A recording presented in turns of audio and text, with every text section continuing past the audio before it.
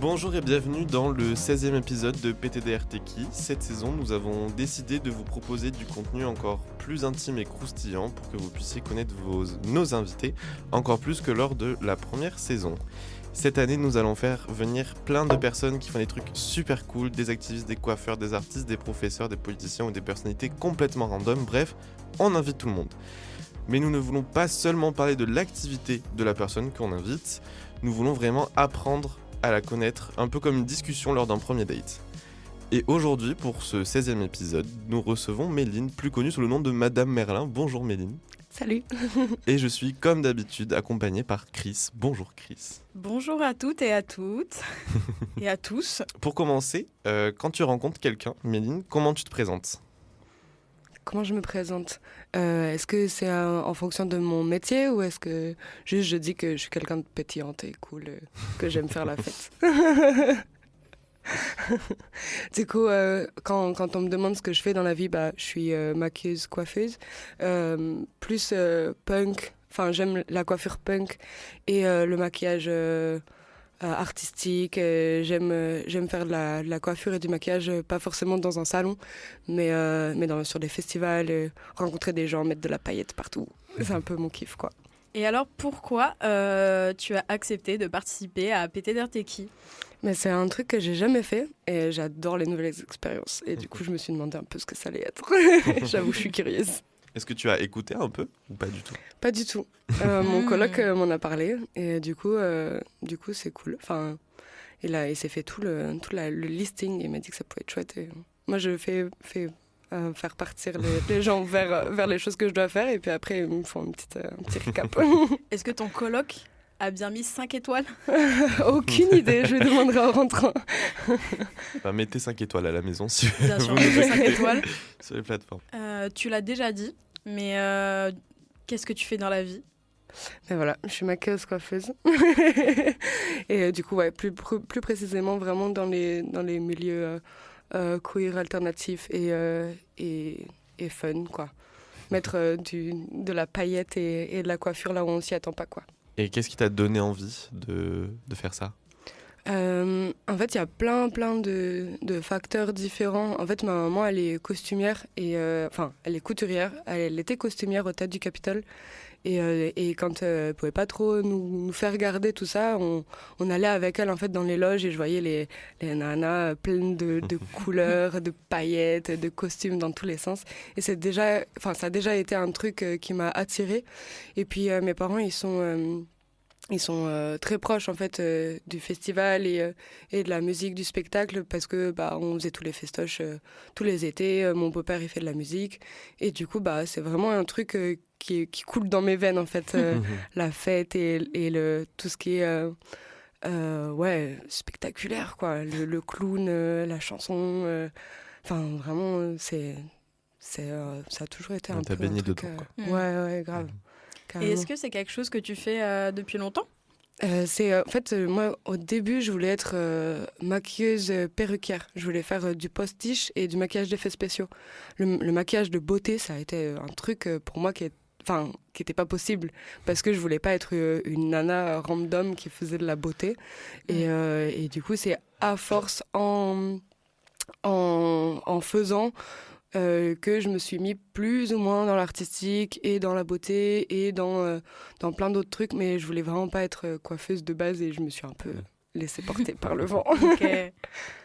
Et comment tu te vois dans le futur concernant ton métier ou de manière globale ? J'ai pas vraiment j'ai rien planifié, mais je me dis que j'aimerais bien faire que de la performance en fait. J'ai envie de faire du shooting, du festival, des tournages pour le Cinoche. Mais j'ai pas forcément envie de me retrouver dans un salon de coiffure à faire des coiffures de vieilles, quoi. Et pas non plus faire du mariage ou de la beauté parce que la nana est déjà trop belle et elle veut un maquillage beauté pour son mariage ou pour juste se sentir belle. Enfin voilà quoi. C'est vraiment l'idée, c'est vraiment de changer la personne en fait. J'aime la transformation. Et d'où est-ce que tu viens ? Est-ce que tu viens d'ailleurs de Toulouse ? Est-ce que tu es venue à Toulouse pour des études ou pour le travail ou pour autre chose ? Moi je viens de la campagne toulousaine vers Revel. Et en fait, j'ai passé toute mon enfance dans le coin. J'ai fait une année en Bretagne. Et après, en fait, je suis venue pour ma première, je crois. Oui, ma première, quand il a fallu que j'aille dans un lycée avec un internat parce que j'arrivais plus trop à habiter avec mes parents. Et du coup, je suis venue à Toulouse pour habiter en internat et cool, quoi. Tu te sens toujours aussi bien à Toulouse depuis des années? Ouais, carrément. Après, j'ai pas mal bougé et j'aime voyager. Et en fait, en voyageant, je me suis rendu compte que Toulouse, c'était une ville que j'aimais beaucoup. J'aime la ville en elle-même, les bâtiments et tout ça. Mais il y a aussi le contact humain, je le trouve hyper cool. Tu peux vraiment rencontrer des gens tout le temps, quoi. Et j'aime vraiment bien. Ça a beau être une petite ville, on rencontre tout le temps des nouvelles personnes. Et il y a quand même genre, des contacts en commun. Et c'est trop cool. Enfin, moi, j'aime beaucoup cette ville, quoi. Alors, changement de sujet, mais quel est ton signe astro? Je suis Balance. Oh. Ascendant Sagittaire. Est-ce que tu sais ce que ça veut dire? Plus ou moins, apparemment. Pour moi, la Balance, c'est la sensibilité, le fait de juger le pour et le contre pour que la justice règne. Et apparemment, le Sagittaire, c'est vraiment la flèche, la personne qui va aller vers l'avant et pas forcément réfléchir. Mais je sais pas si ça peut rendre plus au Bélier. En fait, je suis pas très calée en astro. Oui. Je suis un peu nulle par rapport à ça. Ouais, parce que j'allais te demander, est-ce que tu crois en l'astrologie même? Je pense qu'on peut tous se retrouver dans l'astrologie à des moments de notre vie, mais pour moi, c'est pas tout tracé. Notre signe astrologique pur n'est pas. Je sais pas comment expliquer, mais n'est pas censé tracer toute notre life. Genre, l'astrologie définit pas vraiment une personne. C'est ça. Pour moi, il y a plein de trucs qui rentrent en compte, notamment la psychogénéalogie. Des termes précis. Est-ce que tu pourrais définir ta personnalité en 3 mots? Waouh, c'est si soudain. Créative. C'est si bateau. Comment j'ai dit à mon chéri hier? Il m'a dit que j'étais chiante et je lui ai dit non, je suis imprévisible. Voilà, donc je suis créative, imprévisible. Et je sais pas si je suis hyper active, mais j'ai besoin de faire toujours des nouveaux trucs. Ça va avec le créatif en soi. C'est ça. Exactement. Ça va avec le Sagittaire, je dirais même. Quelles sont les valeurs les plus importantes pour toi? Le partage et l'écoute.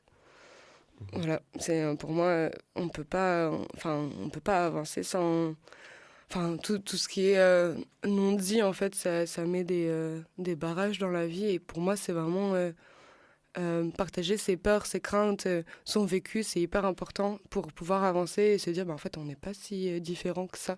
Et du coup, votre émission, c'est super intéressant parce qu'il y a vraiment ce truc-là de se dire, en fait, on est tous des humains et puis on peut aller voir quelqu'un dans la rue et dire, je kiffe ce que tu fais et en fait, on peut discuter et il faut pas qu'il y ait des barrages de personnalité et tout.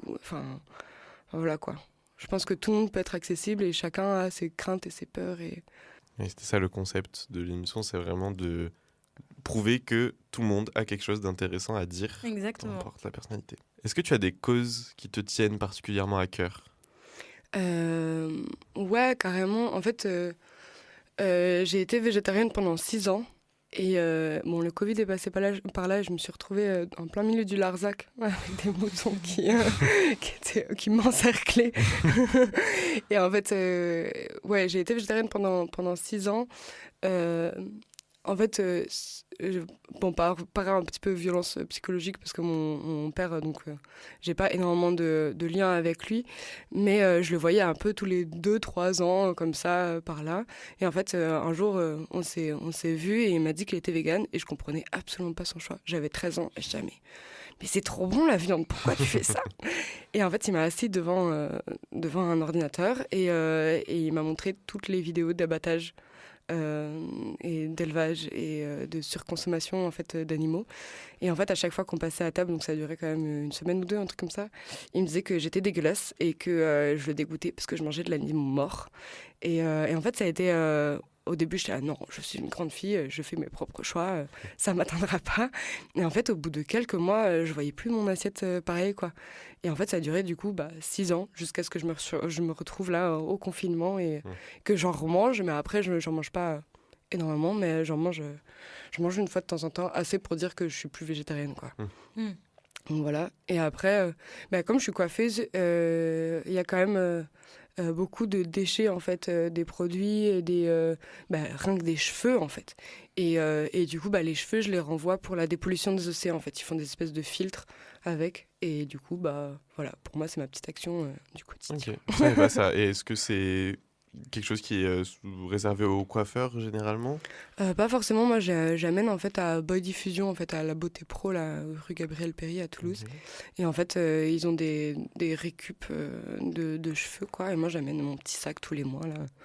Petit sac de cheveux. Ouais, c'est très bizarre quand on me croise dans le métro à ce moment-là. mais voilà. Est-ce que tu as des passions? Oui, j'en ai des tas. J'ai fait plein de trucs. Mais dis-nous. Peut-être si ça peut t'aider en dehors de ton métier, du coup. Ah oui, carrément. Non, mais du coup, j'en ai vraiment des tas. Je fais du collage, je fais des échasses, je fais du tennis avec mon amoureux. J'ai commencé un peu l'escalade, je fais de la chorale.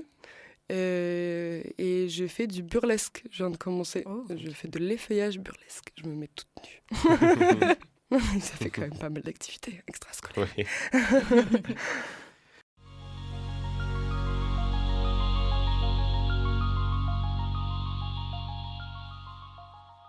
Donc maintenant qu'on te connaît en surface, on va rentrer dans la partie où on va apprendre à te connaître un peu plus dans les détails. Comme on l'a prévenu pendant le premier épisode de la saison, les questions, elles n'ont pas forcément de sens.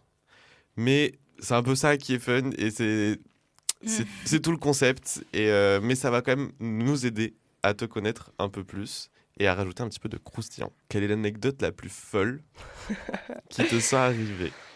Alors là, il faut savoir que c'est la seule question qu'on m'a donnée avant l'épisode. Et j'ai galéré à trouver une expérience folle qui me soit arrivée. Pas parce que j'en ai pas, mais c'est juste qu'est-ce que je peux raconter à la radio qui passe. Et du coup, pour moi, donc j'ai réfléchi, j'ai fait voter tous mes potes. La démocratie. C'est exactement. L'anecdote la plus folle qui me soit arrivée, c'était sur un plateau de tournage. Donc ça, c'est cool. En fait, il m'est arrivé de tourner avec Christophe Lemoine, la voix de Cartman dans South Park. Ah, c'est drôle ça. D'accord. Qui est aussi la voix de Sam Gamgee dans Le Seigneur des Anneaux. Enfin, ce mec est une tuerie. Donc quand tu le rencontres, c'est ton cousin, clairement. C'est quelqu'un. Exactement. Et en fait, on s'est retrouvés en loge. En fait, il pleuvait des cordes dehors et en fait, l'équipe technique devait monter un énorme décor qui devait faire comme un intérieur, mais à l'extérieur. Et comme il pleuvait, il devait monter une tapisserie à l'extérieur sans que ça prenne la flotte. Enfin, genre, vraiment, c'était des MacGyver, quoi. Et ils ont mis à installer des bâches et tout dans tous les sens et tout ça. Et donc moi, j'étais en loge avec Christophe Lemoine et je devais lui faire la conversation, quoi. Jusqu'à un moment où je lui ai dit, écoute, il y a un truc là pour jouer à Mario Kart, est-ce que tu as envie d'essayer? Il me dit, non, mais c'est pas trop mon époque et tout, machin. Tu sais, moi, je suis un peu nulle et tout. Et je dis, moi aussi, je suis nulle. Enfin, vraiment, c'est mon époque, mais je connais pas du tout ce jeu. Et dans ma tête, j'étais vraiment, je vais l'exploser. Pas du tout. Il m'a explosé avec un sourire en coin pendant tout le jeu. Donc voilà, je me suis fait exploser la gueule à Mario Kart contre Christophe Lemoine, quoi. Tu t'es fait un peu berner aussi parce qu'au final, il savait jouer, quoi. Exactement. Ouais. Ou alors je sais vraiment très peu jouer. Je pense que c'est un peu des deux. Ouais. Carrément. Je sais très bien que l'âge vis-à-vis de Mario Kart ou des jeux assez jeunes ne joue pas parce que j'ai que 20 ans et Enzo peut en être témoin. Je me fais éclater à Mario Kart. Mais vraiment. C'est vrai, c'est pareil. Du coup, pour rester dans les anecdotes, on sait que dans les salons de coiffure, c'est plutôt un endroit où les clientes et clients se confient énormément. Est-ce que tu saurais nous dire quelle est l'histoire la plus folle qu'on t'ait racontée? L'histoire la plus folle qu'on m'ait racontée? Waouh! Je sais pas. Il y en a qui se confient énormément et qui restent longtemps après leur rendez-vous pour discuter de leurs problèmes de couple et tout ça. Et du coup, je leur tends une petite chaise et puis on discute. Mais récemment, donc c'est pas une histoire la plus folle, mais j'ai eu quelqu'un, quand on arrive au moment où je demande ce que l'autre personne fait, parce que j'en ai marre de parler de mon métier tout le temps, la personne m'a répondu qu'elle était éleveuse de mouches. Oh. Et ça, je trouve ça excellent. Voilà. C'est un métier pas commun. Exactement. Il est vrai. Donc ça, pour moi, c'est l'anecdote la plus folle et ça m'est arrivé là, il y a une semaine, un truc comme ça. Et vraiment, j'étais là, waouh. J'étais pas rendue encore. C'est cool. Je Voilà. sais pas si t'en sais plus sur les détails, mais éleveuse de mouches, pourquoi? Il me semble que c'est c'est une start-up qui a 3 ou 4 ans, un truc comme ça, pour faire de la protéine en poudre pour plus tard. À base de mouches. À base de mouches. Oh, Ok. mais intéressant, je ne savais pas. Pour tous les sportifs qui prennent de la protéine, on Voilà, sait pas. Voilà. Peut-être y a-t-il des mouches. C'est ça. Tu disais que tu n'avais pas de salon de coiffure, tu n'étais pas en salon de coiffure, Ouais. mais si tu devais avoir un salon de coiffure qui allait avoir un nom du style alternatif, TIF, adulte R écrit comme les Ouais, cheveux en j'y ai anglais, pensé. ou prendre l'air. Des noms qui existent. Hein. oui, On ça- a ça aussi des noms qui existe vraiment. existent. Alors, Madame Marlin a failli s'appeler Glaire. Voilà. Ok. Mais en fait, ça fermait beaucoup de portes. Voilà, ça a failli s'appeler Glaire parce qu'au début, je voulais faire de la coiffure et du maquillage punk et crado, en fait. Hmm. Mais du coup, j'aurais pas pu faire de brushing mémé, quoi. Mais voilà, ça aurait pu être Glaire. D'après toi, la coiffure et le maquillage, est-ce que ça peut influer ou influencer plutôt sur la confiance en soi? Bien sûr. Bien sûr, parce qu'il y a énormément de personnes qui viennent me voir avant ou après un gros changement dans leur vie, avant de prendre un nouveau taf, après quitter la personne qu'ils aimaient. Enfin, il y a plein de facteurs qui font que le maquillage et la coiffure, tu te sens trop bien, quoi. Après, en fait, juste de prendre soin de soi fait que tu t'aimes plus après, quoi. Genre de prendre un temps pour soi, juste pour soi, ça redonne confiance en soi. Waouh, j'ai dit beaucoup soi. Et toi, personnellement, genre, est-ce que ça te fait quelque chose de ressentir ce bonheur et genre cette confiance en soi Chez moi que ou chez les gens? Ouais, que chez les gens, que la confiance en soi qui arrive après que Carrément. tu les aies coiffés. C'est pour ça que je fais ce métier-là. En fait, j'aime la transformation, mais j'aime surtout voir la tronche des gens quand ils se voient dans le miroir à la fin, quoi. Et c'est le truc le plus gratifiant. C'est pas la thune, c'est pas... Enfin, c'est vraiment à la fin, être fier de mon travail parce que c'est super important, mais aussi que la personne... moi, je trouve ça tellement gratifiant quand on m'envoie un message pour me dire « Au fait, franchement, je te l'ai pas encore dit, mais il faut vraiment que je te le renvoie, le message. C'était trop bien, j'ai passé un trop bon moment et je kiffe ma tronche, quoi. Mm. Et ça, c'est trop gratifiant et je kiffe trop, quoi. C'est trop cool. D'ailleurs, pour la petite histoire, on s'est déjà rencontrés. Tu m'as coupé les cheveux. Et après, j'étais waouh, genre slay, Ah, slay, trop ça c'est bien. le terme. Mais est-ce que tu as eu le schéma un peu inversé? Après la nouvelle coiffure, justement, ils se sont vus d'une autre manière et ils ont changé complètement de... Ouais, je pense. Pareil avec le maquillage aussi, c'est que des fois, le maquillage peut aider à débloquer quelque chose chez certaines personnes. Ah ouais, en fait, le maquillage peut influencer sur le comportement dans le sens où on crée un personnage sur le plateau, par exemple, donc tu le vois vraiment chez les comédiens, chez les artistes, tout ça. Et après, la coiffure peut faire un truc, ouais. Moi, j'ai déjà vu des personnes qui venaient avec les cheveux méga longs et qui d'un coup se coupaient les cheveux très courts. Ça, en fait, la confiance en soi est reboostée à donf. Et du coup, quand tu revois la personne la fois d'après, elle se sent trop bien dans ses basques, quoi. Et c'est trop cool à voir, quoi. Mais du coup, ça rapproche vraiment le fait, ce que j'ai dit avant, de prendre confiance en soi et d'aller de l'avant. Enfin, c'est vraiment ça, quoi. Alors, si tu devais te transformer en outil de maquillage, ce serait lequel et pourquoi? Waouh. Les petites éponges, les beauty blenders. Ok. Je trouve ça absolument génial, genre c'est hyper squishy là, tu peux le mettre dans l'eau et puis ça gonfle, c'est hyper drôle de jouer avec ces trucs. J'adore les laver, genre je trouve que c'est vraiment trop bien de mettre plein de savon dedans là. Petit rappel, lavez vos beauty blenders. Oui, s'il vous plaît. Et en outil de coiffure? Une petite coiffure, ça serait peut-être juste le pinceau qui fait enlever les cheveux. C'est hyper, hyper cool d'enlever les cheveux sur le visage oui. et tout. C'est vraiment juste un énorme pinceau, quoi. Et c'est hyper marrant, quoi. T'as vraiment l'impression de pomponner les gens à la fin, c'est trop bien. Est-ce que c'est possible de refuser une coupe qu'on te demande quand tu crois pas trop au projet? Est-ce que tu as un droit de veto là-dessus? Alors, en coupe ou en couleur, pour moi, la coupe, elle est pas possible. C'est-à-dire quand on me dit je veux un carré dégradé, mais qui sans dégrader. Enfin, il y a des fois des personnes qui se contredisent et du coup, je vais plutôt emmener sur un truc qui est plus faisable. Et après, on en rediscute au fur et à mesure de la coupe si on a bien compris tout ça. Et après, par contre, pour la couleur, il y a des choses, je dis non, quoi.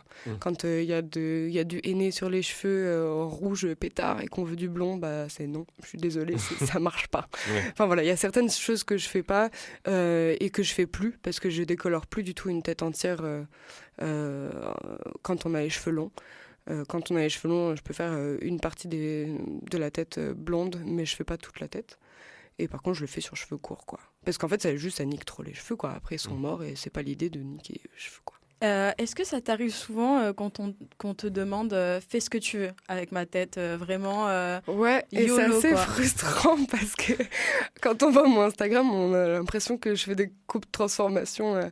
Enfin, je fais des coupes transformation, bien sûr, mais on dirait que c'est vraiment carte blanche pour tout le monde. Mais en fait, c'est pas du tout le cas. Et quand on me dit fais ce que tu veux, bah, en général, c'est ce que tu veux, mais je veux pas ça, mais je veux pas ça, mais je veux pas ça. Et du coup, le ce que tu veux se transforme à bon, qu'est-ce qu'on fait? Et en fait, ça n'existe pas vraiment, en fait, le fais ce que tu veux.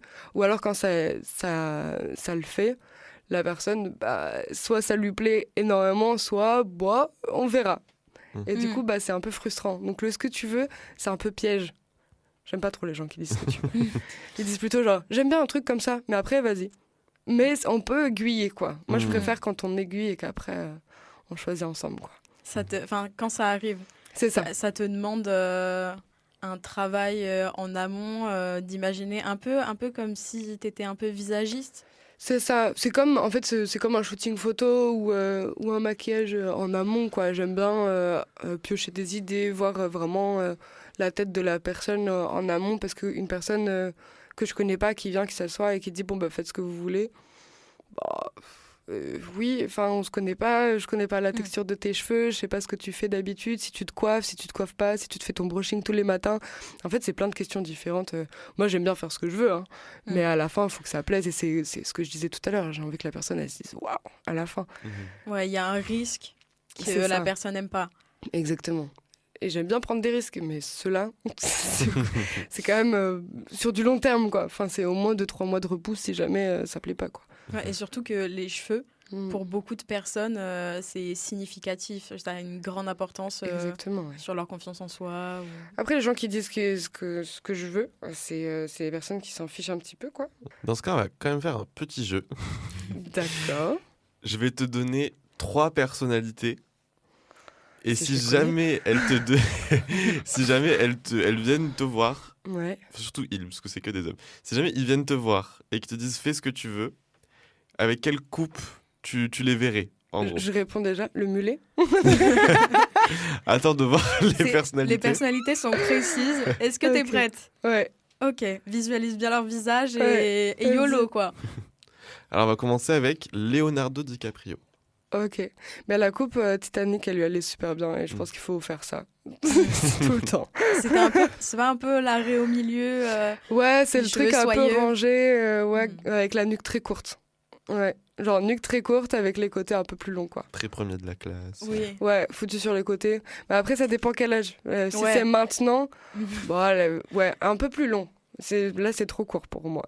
Il faut que ça soit un peu plus long, ouais, sur le haut. Ouais, parce que j'allais demander avec son Ouais. visage actuel qui a bien... Plus long, Oui, plus long. mais soigné. Genre à la Charmant dans Shrek, quoi. Non, je rigole. Je sais pas. On va très bien, Et même niveau couleur, on fait pas de colo. Non, on reste sur du blond. Ouais. À partir d'un certain âge, si on fait de la couleur, je trouve que c'est cool d'avoir une grosse mèche de couleur, quoi. Quoique, les petites vieilles là, qui laissent leur shampoing bleu sur leurs cheveux, c'est marrant. Ça, c'est marrant quand ils ont les cheveux violets. Là. Ça, c'est drôle. Les petites vieilles avec les cheveux violets, ça, oui. c'est cool. Maintenant, Emmanuel Macron. Alors lui, je vais lui faire des flammes sur le côté. Une buzz cut, les cheveux rasés. Ouais, je pense que ça peut bien lui aller, là, avec des petits traits sur le côté. Ouais, en vrai, une coupe très, très courte, avec des dessins à la tondeuse, ça peut être vraiment hyper tuné, quoi. Macron calvitie. Ça, oui. Ça, on peut dire oui. Et la troisième personne, Xavier Dupont de Ligonnès. Pourquoi Il vient dans ton salon ou là où tu coiffes et il te dit, déjà il arrive, il est là. Ouais. Oui, déjà c'est déjà il est là. Il pop-up et il te dit mais fais ce que tu fais avec mes cheveux. Je sais pas, je pense qu'on pourrait faire un truc... Moi, j'aime bien faire des dessins dans les cheveux. Vraiment. Du coup, plus j'ai de place et plus je peux m'exprimer et faire des trucs marrants, quoi. Donc vraiment faire des patchwork de couleurs, c'est trop marrant, quoi. Et n'importe qui pourrait faire ça, en fait. J'ai dit tout à l'heure que ça dépendait de l'âge, mais non, en fait, je suis pas d'accord avec ce que je viens de dire. Je suis tellement imprévisible. T'as un design précis pour le Xavier ? Ouais. Qu'est-ce qu'on pourrait lui mettre ? Je sais pas pourquoi, je vois des trucs hyper... genre code de maille, tu vois. Genre des trucs... genre vraiment... code de maille. Genre les trucs entortillés, là, pour pas qu'on passe comme ça. J'ai également le barbelé. Le barbelé. Voilà, le barbelé. Le barbelé. Ah oui, ça se fait. J'ai déjà vu sur des cheveux. Ah ouais Tu m'en verras. Ça, je retrouve. On attend que Xavier arrive pour voir le résultat. Est-ce que tu saurais nous dire une œuvre, que ce soit littéraire, cinéma, musique ou quoi, qui t'a vraiment inspiré ? Qui m'a inspiré. Si je peux dire un film qui m'a vraiment touchée et que j'ai trouvé extrême En fait, je sais pas, il y en a plein. J'aime American Beauty. Ce film, j'ai bien kiffé parce qu'il y a vraiment genre la perversion du personnage et de son environnement pourri. Et du coup, comment il va s'en tirer en achetant genre des merdes, en faisant vraiment sa life et tout, et vraiment genre passer du tout au tout, de dire bon bah voilà, aujourd'hui je suis un connard. Je trouve ça vraiment cool. Voilà, si je pourrais dire. Ça, c'est vraiment chouette. Après, j'aime énormément l'univers de Mélanie Martinez. Toute sa musique et tout son univers comme Diane Ford. Vraiment, je trouve ça super cool. À part le fait qu'il soit hyper facho et homophobe. Mais ouais, il y a des personnalités comme ça. Par exemple, Marilyn Manson. En fait, j'ai beaucoup j'écoute énormément de musique et il y a beaucoup d'artistes différents qui me... En fait, j'aime écouter de la musique en travaillant et c'est un peu dur de pas écouter de musique quand je travaille. Et justement, le fait que ça soit le calme plat, c'est dur pour moi. Ouais, j'allais te demander du coup, quel est ton rapport avec le silence ? C'est super dur. C'est super dur. Même pour m'endormir, quand je suis pas accompagnée pour dormir, il faut que j'écoute une méditation, quoi. Le silence complet, c'est très dur. Il faut... C'est un peu un problème sociétal, hein, le silence. Hein. C'est vrai. On est tout le temps entouré de bruit n'importe où. Et c'est vrai que le silence aujourd'hui, c'est rare, déjà. Après, si, le silence dans la nature, de contemplation, oui. Mais le silence complet, même pour lire un bouquin, j'ai besoin que ça soit dans un train ou dans un bus, ou mettre de la musique à côté, quoi. Pour moi, le silence peut pas... est remplacé par les pensées, en fait, au bout d'un moment. Quand t'es tout seul dans un silence, t'as tes pensées, en fait, qui font le taf. Et du coup, t'es jamais dans un silence complet à penser à rien, au néant, tu vois. Pour moi, les pensées remplacent le silence à un moment donné, quoi. Quelle est la chose qu'on t'a le plus dit en dehors de ton travail ? Peut-être juste de me reposer. Ça, on me le dit souvent. Mais dans chaque groupe d'amis, mes colocs me disent souvent qu'il faut que j'arrête et que je me repose. Mes parents me disent ça aussi, qu'il faut que je prenne des vacances. Et du coup, c'est cool parce que de plus en plus, je prends des vacances et j'arrive à me poser sur certaines périodes. Mais du coup, c'est quoi ta relation avec le temps, l'organisation, le travail? Pour moi, j'ai jamais assez de temps en fait pour faire tout ce que j'ai à faire. Et du coup, quand arrive la nuit, il faut que je fasse encore un truc. Et en fait, il faut toujours que je sois contente de ma journée, que j'arrive à réaliser au moins une chose. J'avais vraiment du mal à passer, ça arrive jamais, de passer une journée entière à rien faire dans ma chambre, à juste bouquiner, regarder des films. J'y arrive pas. Il faut que, à la fin de ma journée de travail, ok, je peux me mater un film, machin, mais il faut que je puisse avoir une journée complète de travail, ou de paperasse, ou d'avoir fait une bonne action, aller voir quelqu'un.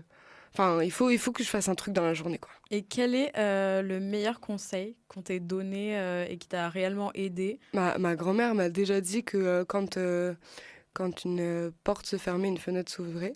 Et du coup, quand une porte se ferme, il faut chercher la fenêtre. Parce qu'il y a toujours un nouveau truc. Donc ça, c'est super cool. Et après, mon amoureux, il m'a vraiment ouvert les yeux sur certains trucs, notamment le fait... ma rancœur par rapport à mes parents. Le fait pour moi, j'ai vécu l'injustice pendant mon enfance. Et mon chéri m'a toujours dit, mais en fait, laisse. Enfin, c'est des humains, ils ont fait des erreurs. Et toi, t'es une humaine. Et au bout d'un moment, tu feras des erreurs. Et ça va avancer. Tu vas pouvoir relier tout ça avec les gens, quoi. Et si quelqu'un a plus envie de prendre ce que tu lui donnes, il partira. Et il faut laisser partir les gens. Il faut laisser rentrer les gens dans ta vie. Et ça fluctue, quoi.